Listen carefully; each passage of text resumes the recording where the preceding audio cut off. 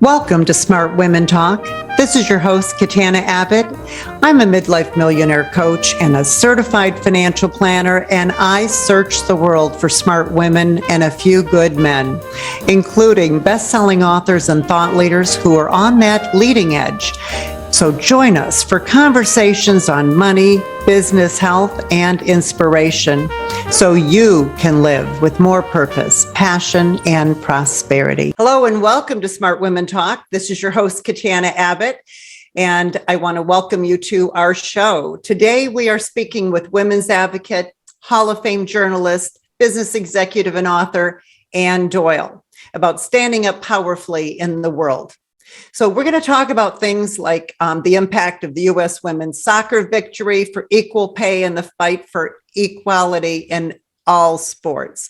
We're going to talk about the plight of these Ukrainian women on the front lines and the International Women's Forum. What is it? And what are they doing? There's some events coming up in May and next year, and Anne's going to tell us all about it. So let me tell you a little bit about Anne. She is a returning guest. She is our women's empowerment expert who has been coming back for many, many years. As I mentioned, she is a Hall of Fame journalist. She's a business executive, and her book is Powering Up: How America's Women Achievers Become Leaders. She's the host of her own podcast called Powering Up Women.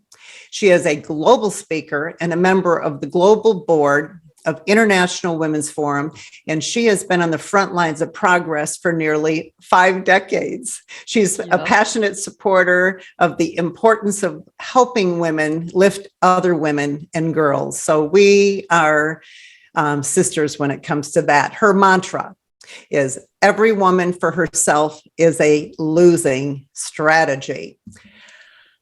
So welcome, Anne. It's so good to have you here. Well, thank you always for having me back, Katana. And I know you were a guest recently on my Power Up Women podcast. So people who are your listeners can also maybe learn a little bit different things about you from tuning in that podcast. Yeah, that was a blast. I had so much fun being on that. And it was very popular with our smart women community too. So thanks for that. That's what it's all about, collaborating and empowering each other. Absolutely. You know that you and I have cared about that. It's been our mantra for our entire careers, and it makes a gigantic difference. And the thing that I've noticed dramatically is that I see a big change in this younger generation of women in terms of them getting that much, much younger. And I think what happened was that, for our generations, we were fighting for that one seat at the table. And unfortunately, it pitted us against one another too often. We saw other women as our primary competition for a very tiny piece of the pie. And these younger generations of women are understanding, if you've got a seat at the table, move over and pull up another chair. And that's a powerful thing. I notice they're so accepting of everything.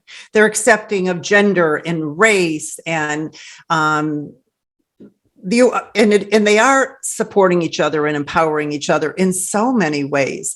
Years ago, I would say this must have been 20 years ago. I remember I was a member of the Women's Economic Club.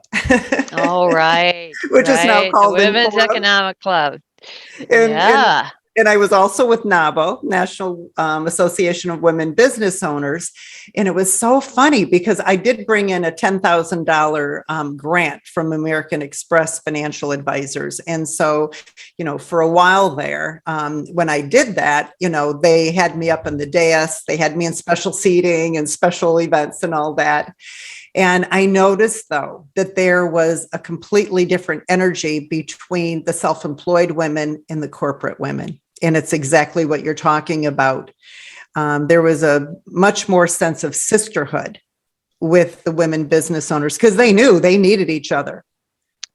Oh, with NABO versus the Women's Economic Club. And of course, the Women's Economic Club was created here in Detroit. And the same thing happened in cities all over the country and the world, was that the Economic Club of Detroit, women were not allowed to join. And so we went through that whole period of women saying, okay, well, if you're not going to let us into the boys club, we're going to start our own. And it started pretty small, but look how far we've come. Absolutely. So do you notice that besides the young people, there is change, there's a changing energy between the women that, let's say the Gen X's and the boomers that are still in corporate, that they're more supportive of other women and not feeling so threatened by the power of other women who may get a promotion, or, they're afraid they may get ahead of them? Because that's what I noticed, that it wasn't the same kind of energy as the entrepreneurial women. There's been a dramatic change.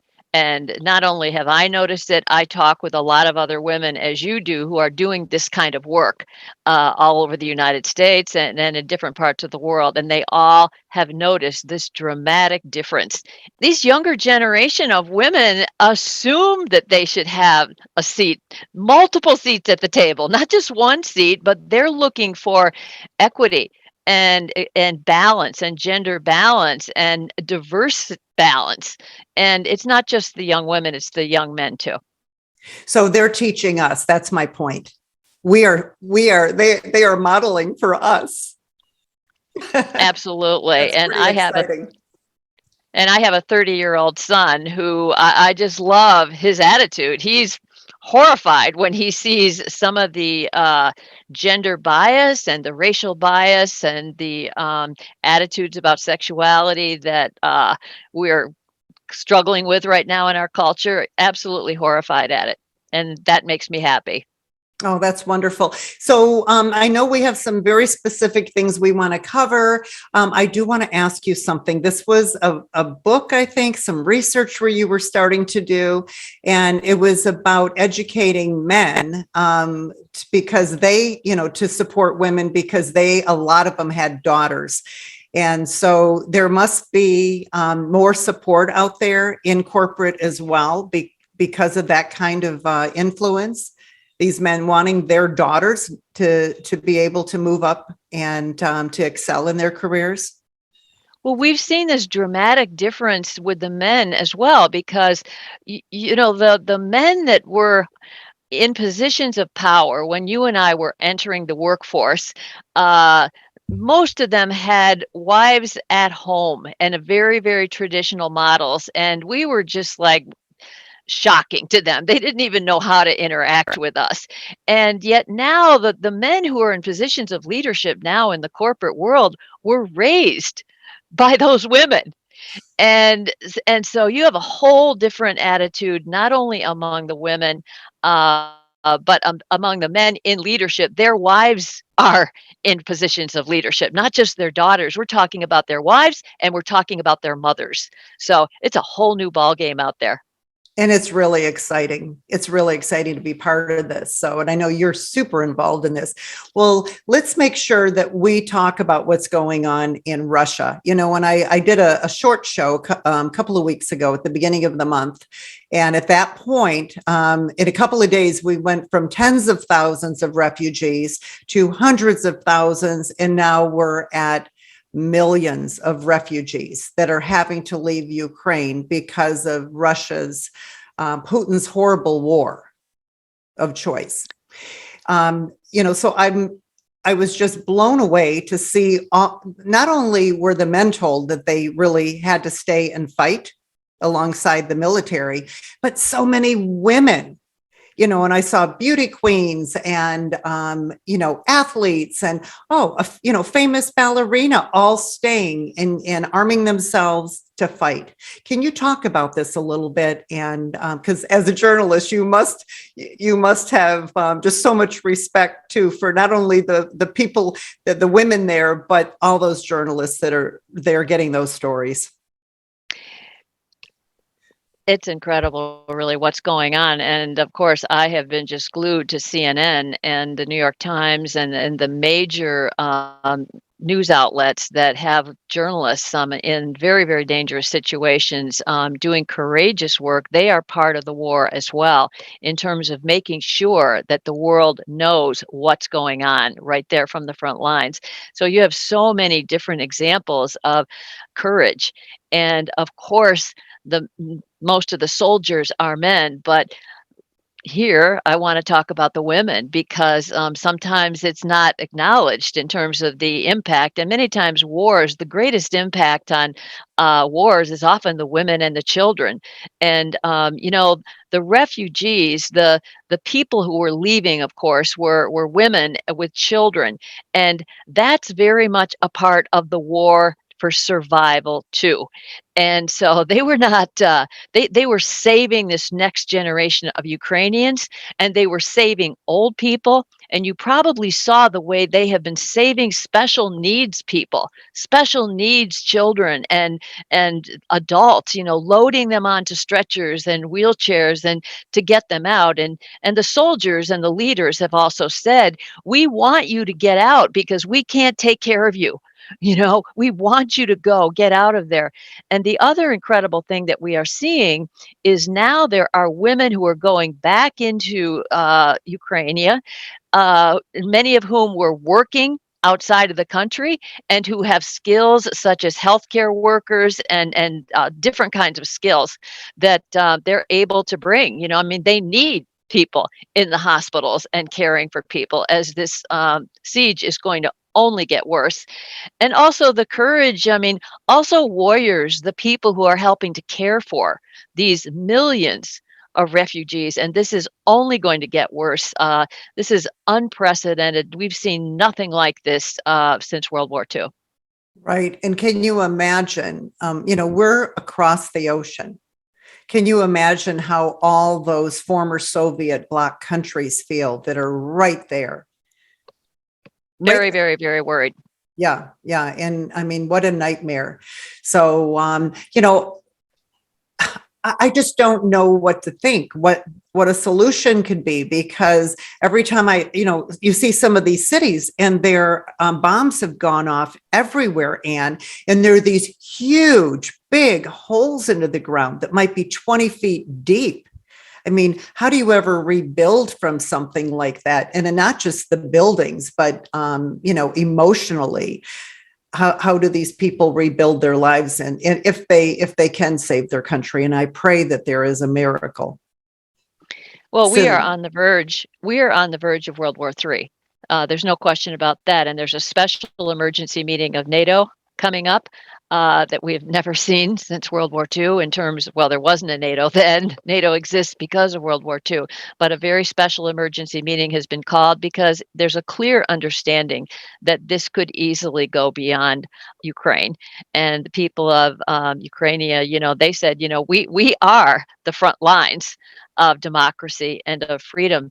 And another example of the tremendous courage that we have seen, not only of the Ukrainian people who are staying and fighting, but also, did you see this woman who I understand was in a leadership position with Russian television, who rushed onto the set of Russian television with a big sign that said, "Stop the war." Now, what she risked was incredible, and she knew exactly what she was risking. And she has now disappeared and is in custody and is facing probably many years in prison. And that kind of courage, you wonder and you hope that if we were tested in that way, that we would have the courage to fight.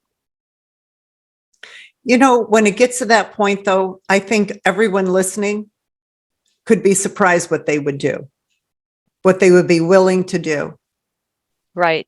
I think the big issue there is that with the blackout of the media and the blackout of social media, can you imagine that? Not knowing what's really going on? Right. How exactly. do you feel about that as a journalist? That must just, how does that feel to you to see that happening in a country and people not knowing the truth or having access? Well, we know how dangerous that is. I mean, the freedom of the press and freedom of speech are two of the fundamentals of what our country has been built on, and democracy is built on. And so we know how terribly dangerous that is because people need information. And not only are the Russian people a complete blackout in terms of independent information, but they're also being bombarded with propaganda Mhm. and lies. And so, all of that is extremely dangerous, and it reminds you of North Korea or China many years ago, where they were completely isolated from the rest of the world.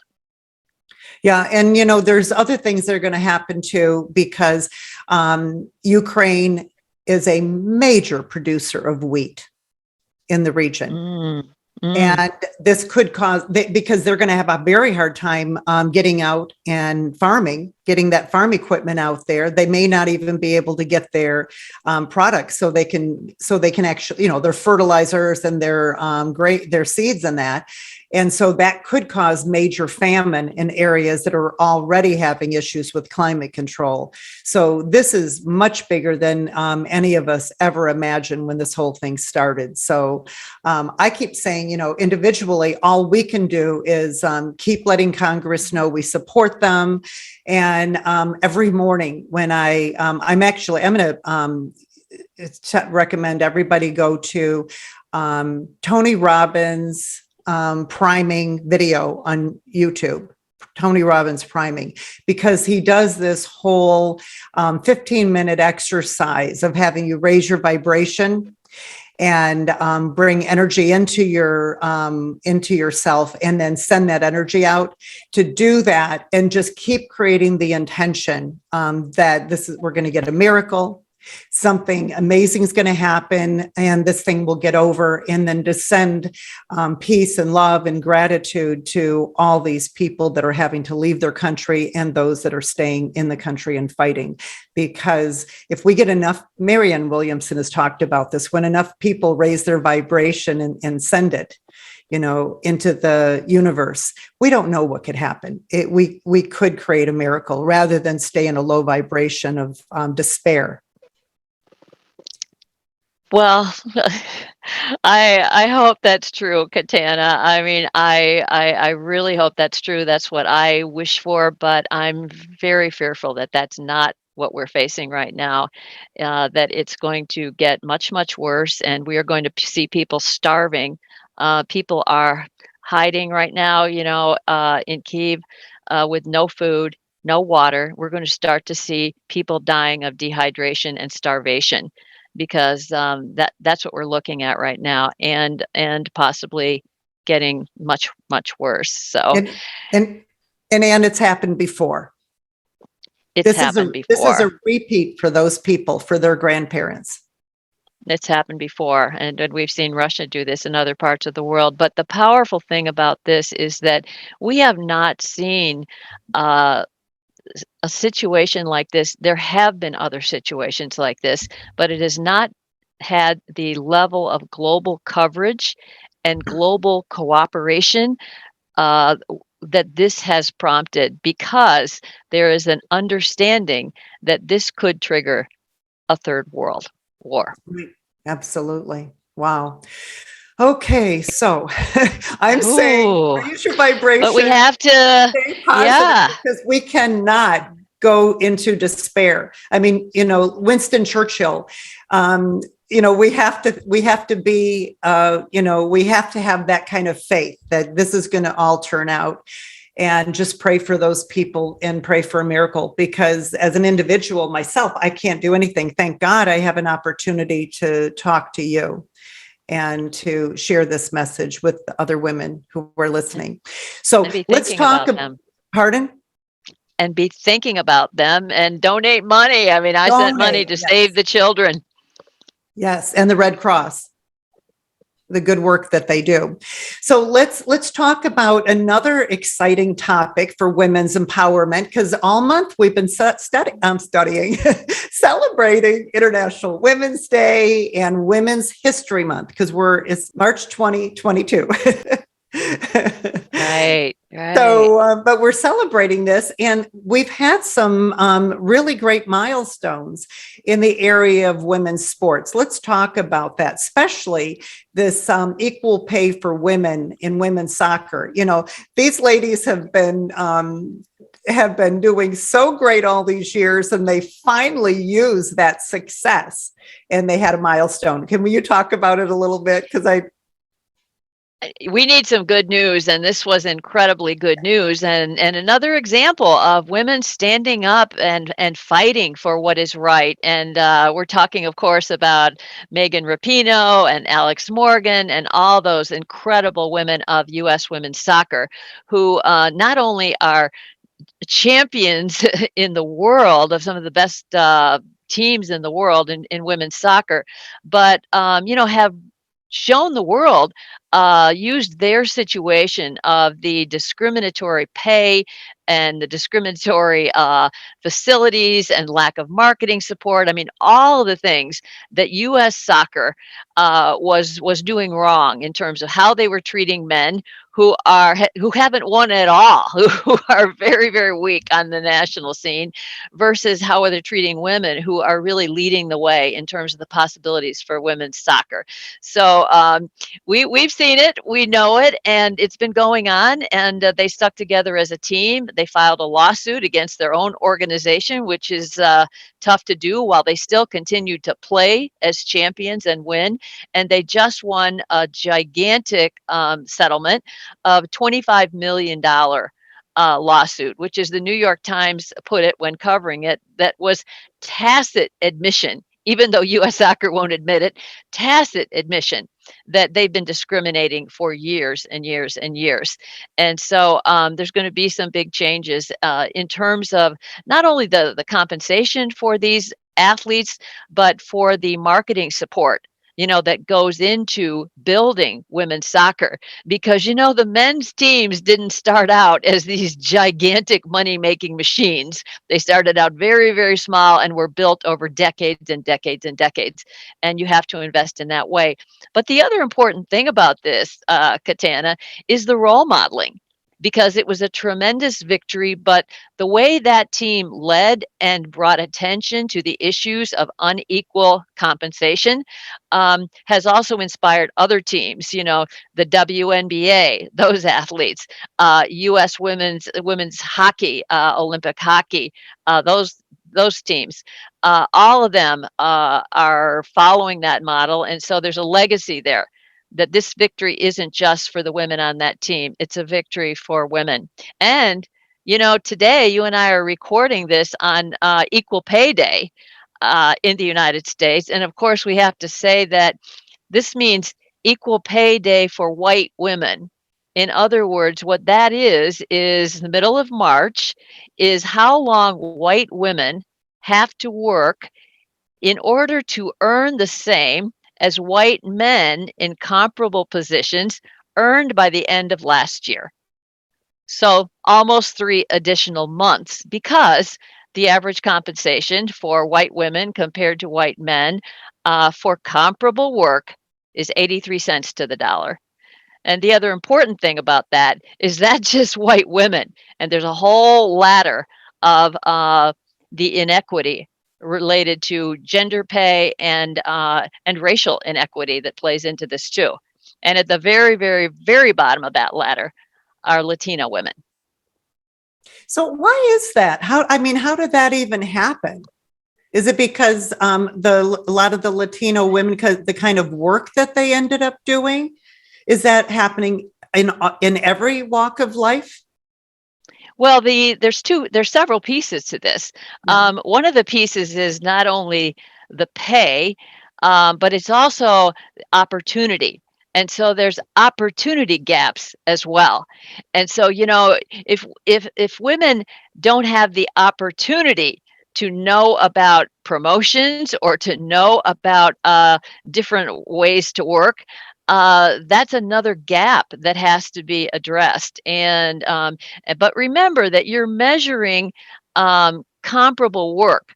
And so the numbers of Latino women in similar positions to white men are very, very, very low. Mm. But still, even so, those who are in those positions, the pay is dramatically less. So there's a lot of pieces to it. And one of the solutions, this whole equal pay day started about 18 years ago, and and we've only moved the needle in terms of about 8 cents. In terms of the difference, in terms of what white women were making back then versus what we're making right now. And one of the solutions that's been proposed, Katana, and it's already passed in Colorado, is to require companies to post the highest level of pay and the lowest level of pay for a position, so that you have some sense of what the range is, so that that if here's the top, there's some negotiating room there, right? And so they don't necessarily have to publish or post what an individual person is making, but to put the information out there about, here's the top range of this and here's the bottom range for this position. That's a way to really start moving the needle on this. And I know they're even teaching that in some of the colleges too, for the young people. Are they? Yes, yes. When they go for a job interview, because it's just that a lot of times, women, one of the things that I find with women is they don't value their worth. And so they won't speak up and ask to be paid what they're worth. And men, on the other hand, have no problem asking for way more than they even know they're worth. And it's a gender thing. And it goes back to the way we were raised. And again, maybe the young people are changing. But, myself, I work with mostly women that are in midlife. And that's what was, modeled for us. And that's what we experienced. And so I'm helping the women in their, 50s and 60s, charge what they're worth and raise their income. But I think like you said, the young people, the younger women are coming in with a whole new attitude. Maybe they aren't going to be in that same issue. So I do want to ask you though, because I want to make sure we can cover everything. You're going to be interviewing a big activist, Latino woman, right? Joanne Chavez from DTE Energy. And she was able to raise her voice about this. And she's doing that on your show, or is she doing that outside the show as well? Is she a spokesperson for Latino women? Yeah, I'd love to talk about Joanne, because I release my podcast on Tuesdays, and you and I are recording this on a Tuesday. So actually, this episode with her is being released today. And she describes herself as a Latina activist. Now, this is a woman who is the granddaughter of Mexican migrant workers, farm workers who immigrated from Mexico. Her grandparents, her parents, she's the daughter of high school dropouts. And yet she was able to lift herself she has 2 degrees from the University of Notre Dame. She has an undergraduate degree in business, and she has a law degree from Notre Dame. And what we were talking about that, I said, how did you make that leap? Because that's a big leap. And she said it was all about education and about her father understanding that and encouraging her, and that kind of belief in her. But she here she is now, a senior vice president at a major energy company in Michigan, DTE Energy. And she still faces, she said, when I get outside of my corporate environment where I'm in a position of leadership, she said, no one knows who I am. And she said, very recently, I was at English Gardens, which we know is a landscape place, and I was asked to help carry the flowers out. And Oh, so, no. yeah. And so this is the kind of bias that racial bias, gender bias, that is still very much out there. And so she describes herself as a Latina activist. She raises her voice about this, and she said, I realized that I can make an incredible difference from a position of leadership on the inside. And she really encourages other women who are in positions of leadership in the corporate world, wherever, to be conscious of these issues and be conscious of the power that we have to in a savvy, strategic way, to raise these issues. And that often involves not just nagging at people, but building those allies around the table. And she said, there's more allies than you think, especially today. And build those allies. And you know all about this, Katana, in terms of those conversations outside the room and after the meeting, and so that you're not the only one. She said, I love nothing better when I hear my words coming out of someone else's mouth. Oh, I love that. That is so true. Isn't that nice? Yeah. So when you get to be quoted, and Yeah. I mentioned about you earlier at the beginning, that every woman for herself is a losing strategy. So have you heard that repeated, dear? Have you heard it repeated? I love it. I'm also trying to get my word. I created that word womaninity, and I would love to see that in a dictionary someday. When I was working on my book, I realized, there's really no parallel word to masculinity, because femininity is really not about a woman sort of comfortable in her own power. It's more about our softer side in a lot of ways, but that we needed a word, and we still need the word, but I've invented it to really say, I like to say that womaninity is to masculinity as Ms. is to Mr. It's a parallel word. It's about a woman who's comfortable in all of her power in a female way. Yes, absolutely. Yeah, I love that. I didn't realize it until you brought it up, but that is such a great point. And we all know how strong women are. The way we have all the handle evidence stress, every day. The way we multitask. Can you imagine corporate men having to get pregnant or having to have a period every month? They would have, ongoing disability.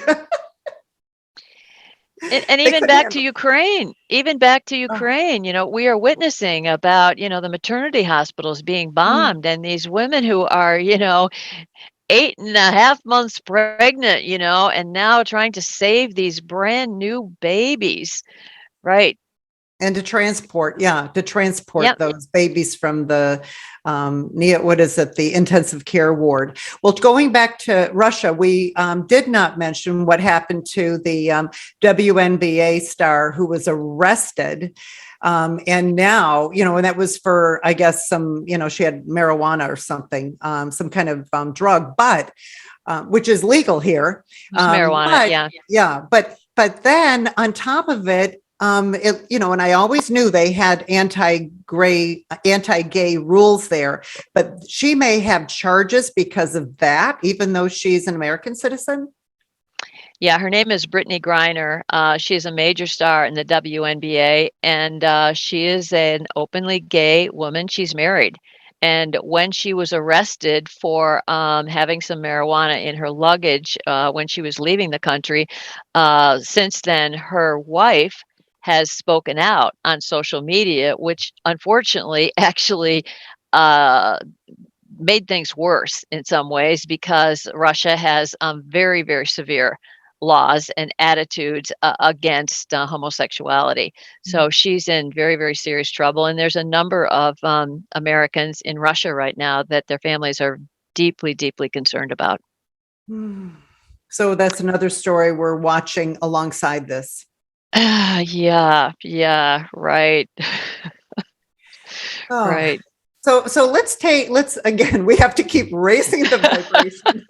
but keep raising it. Not ignore. Right. Let's face and not ignore the really bad things that are going on and pay attention to it. At the same time, trying to raise our vibrations and put positive energy into the world, because the world sure needs it.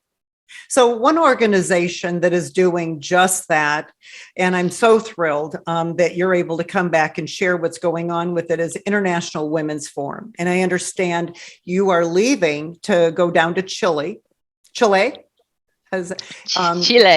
Chile for an Yeah, event. I Chile. want you to tell us about. But then we're hosting here in Detroit the event, and then you'll be very active in that. Can you talk about the role of the International Women's Forum and what they're doing for women in general around the world? And maybe I'd love to know just the status of women, especially, I keep going back and thinking of the women of Afghanistan, who for 20 years we were there empowering them, giving them freedom, educating them. And now I have no idea what life must be for them. I mean, they're not even on the radar anymore because of what's happening in Russia. Right, we can't forget them. Mm-mm. The International Women's Forum is one of the preeminent global women's organizations. It is by far the largest network of women leaders in the world. And unfortunately, it's sort of been under the radar, almost a secret organization for a very long time. But that has really been changing in the last few years. And I've been one of the voices who has been working to change that. It was created way back in the 1970s during the second wave women's movement. At the time, the National Organization for Women was created, the National Women's Political Caucus was created, and many of those organizations were created by the same women. Gloria Steinem was part of that, Betty Friedan was part of that, Shirley Chisholm was part of that, and where they really were sitting down and strategically thinking about what are the organizations, what are the pieces that we need to move forward in big ways. And the International Women's Forum was specifically created as a by invitation organization to connect women who were at the top of their companies or the top of their industries, because there were so few. And it was very important. We often knew who those women were, but they didn't necessarily have a way to connect with one another and to start to build that powerful good old girls network at, in at the top of leadership. And so here we are, almost 50 years down the road. And in 2 years, they'll be celebrating its 50th anniversary. And there are now 7,500 members of this organization. It started in New York and Washington, D.C., and it grew initially in the United States, where there's chapters in almost every state in the United States. And then it started to grow globally in Europe initially, and now into South America, moving into Africa, and into the Far East. So the mission of the International Women's Forum is to advance women's leadership, but recently, in the past 2 years, we have also added and to champion equality worldwide. And so it is really an action-oriented organization. Yes, it's about connecting women, and that's a very powerful thing. But but women who share the mission of advancing other women in leadership and to champion equality worldwide, and that means raising our voices. And we do it by convening women from all over the world at 2 global conferences every year, every fall in North America, US or Canada, every spring on another continent. And the conferences are of the caliber of Davos, of the World Economic Forum, in terms of the kind of global issues that are discussed and the caliber of the speakers that are there. And men are welcome, but instead of 4 men and 1 woman on the stage, you're going to see 4 women and 1 man on the stage. And so we convene these global women so that they can personally build relationships with one another. I have connections and friendships with women on every continent because of this organization. They also help to educate and the next generation of women leaders. They do that through something called the fellowship program, which is a 1-year program for women who are really C-suite potential, on the caliber of a Harvard kind of training, Stanford kind of training in terms of leadership. And we do it by showcasing women leaders in terms of induction into the IWF Hall of Fame, and telling the stories and showcasing the incredible women who are making gigantic differences all over the world. And the other important thing about the IWF that's different from many other organizations is it crosses all professions. It's extremely diverse, culturally, racially, um, totally non-political, you know, nonpartisan. We do not go there because that can be a barrier amongst women. And so you have many organizations of women lawyers or women engineers or women doctors or architects, which is important. But also we need to learn from one another way, way beyond simply our own professional track. So how many members are in the International Women's Forum? It's about 7,500 at this point. Wow. I'm a member of the Michigan Forum, which wasn't one of the first two, but it was it's almost 40 years old, the Michigan chapter. So because of Detroit and a lot of, very accomplished women in Detroit, it was one of the early chapters. And so, I've been very active in that for 20 years or so, and have been to 14 of these global conferences, but I now serve on the global board. And so, yes, we have, everything's been virtual for the last 2 years. So all these wonderful global conferences came to a screeching halt for the IWF as well. But we're going to be gathering for the first time this spring in Santiago, Chile, and it's a little tricky, as you know. You're a globetrotter. It's a little tricky, complicated, the hoops you have to jump through in order to travel globally right now, but definitely worth it. So I'm going to be doing that. And then for the first time in the history of IWF, we will be convening these global leaders here in Motown. And that's fall of 2023. And it is an opportunity for women who are not members of the IWF, because as I said, you've got to be nominated get into this organization, and it's getting tougher all the time to get in. But women are welcome to attend these global conferences as guests of a member. And so it is an opportunity. So if you hear about an IWF conference, track down somebody in your state is a member, or in your country is a member. Track it down and check it out. Oh, I think that's wonderful. And that's why I've always been so excited to have you come back and share, because you are there and you have your ear, internationally. And I remember for, 20 years, I was at American Express Financial Advisors, and they'd have every 2 years this big education conference for their top advisors. And, maybe 5,000 people would go to those because there was the advisor and their spouse. And the management said that, yes, this is an education conference, but the advisors learn so much more from each other. It's this interaction.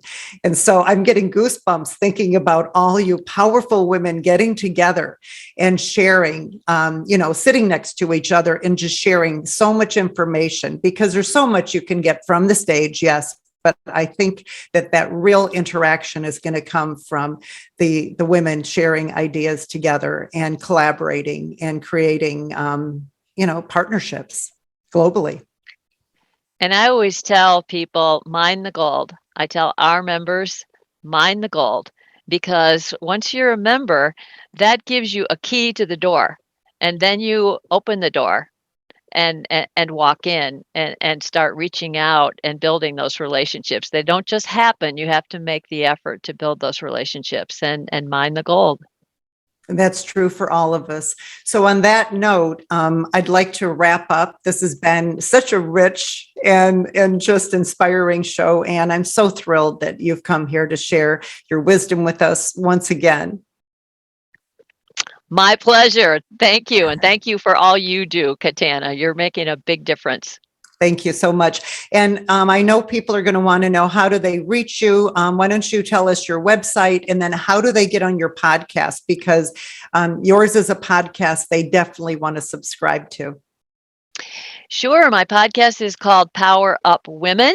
We're in our third season, so you will find it on all the major podcast platforms, wherever you're listening to your podcast.